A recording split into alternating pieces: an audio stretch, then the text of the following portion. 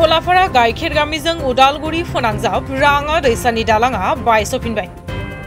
दहलाफारा गाइखेर गामिनिफ्राय उदालगुरि थांलाय फैलाय लामा राङा गलन्दि दैसानि दालाङा जुब जुब अखा हानायजों दैसानि दैया देरबोनानै दालांनि गुदिनि हाखौ खुरस'लांनायाव गामिनि सुबुंफोरा हान्थामेला खालामनो आरो थांलाय फैलायाव जोबोद उसुबिदायाव गोग्लैना दं। दिनै बेबादि थासारिजों सैनांना थानाय गामियाव नायगिदिंनायजों लोगोसे खौरां लाहैनायखौ नुनो मोन्दों नं 37 धोनसिरि ब्लकनि मासिगिरि रुजुगुरा मोसाहारि बिथांखौ। बे समाव खौरां बिबुंथिनि गेजेरजों बिथां मोसाहारि आरो गामिनि रायजोफोरा सरकारनिसिम मा बुंखो नायनिफ्राय उदालगुरि जि कानेक्टिं जि माने पिडब्लिउडि जि लामा बे लामाया दिनै प्राय बोसोरथाम जाबाय, देग्लायजों बोसोरथाम जाबाय। बेवहाय राङा दै एबा गलन्दि दै बे दालाङाव माने बायफ्लंबाय थायो आरो जों नुनायाव आरो रायजोफोरनि अभियोग मथे बे दालां जि बानायनाय बे बानायनायनि एस्टिमेटआ एसे भुल जानाय बायदि रायजोफ्रा अभियोग मोनसे खालामबाय थादों।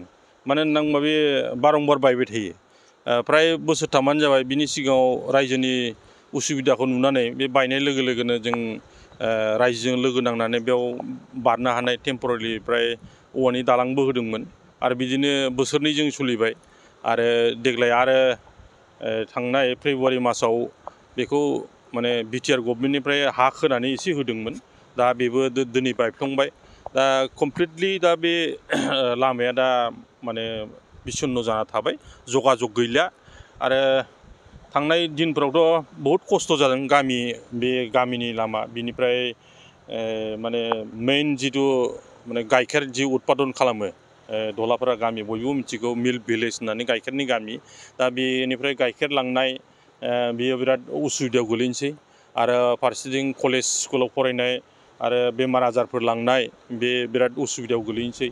दा बेफोरखौ नायनानै नोजोर खालामनानै दा जोङो बेखौ माने नायदिंफैदों आरो भबिसत बे साननैसोनि गेजेराव माबोरैहाय रायजोनि सुबिदाखौ नायनानै जोङो थांनाय दिनफोराव जेरेखम जोङो रायजोजों हेफाजाब होनानै बेवहाय बारलांनो हानाय बा हान्था मेला खालामनो हानाय मोनसे सुबिदा खालामनो हादोंमोन औवानि दालां बानायनानैबाबो। आरो बेखौनो जोङो सिन्था सरसा खालामनो थाखाय जोङो रायजोजों बेवहाय बेखौ नायदिंफैदों आरो जा हायो जोङो नाजागोन आरो माने खम समनि गेजेरावनो बेखौ जाहाथे जगाजग खालामना होनो हायो जों बेखौ माने सेस्था खालामनो थाखाय जोङो दा रायजोजों जोङो रायज्लायनो फैदों।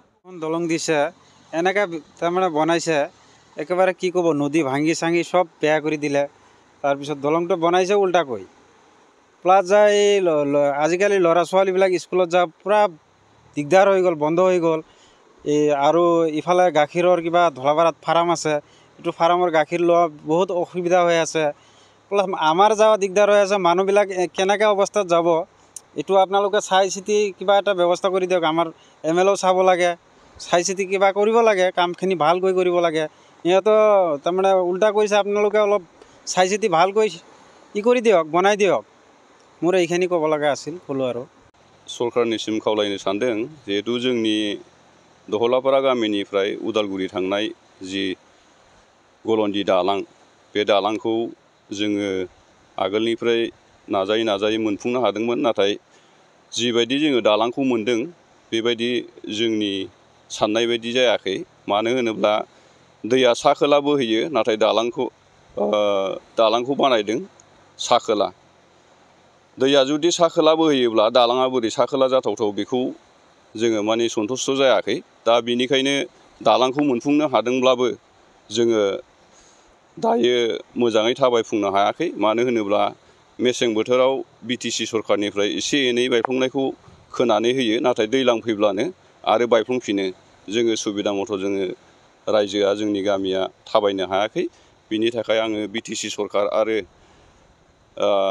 आसाम सरकार बिसोरखौ खावलायनो सानदों जाहाथे सरकारा फैनानै जोंनि जि थासारि दालांनि जि बेबस्था बेखौ नायनानै जाहाथे मोजाङै बेबस्थाखौ खालामनानै होयो जोंनि सुबिदानि थाखाय।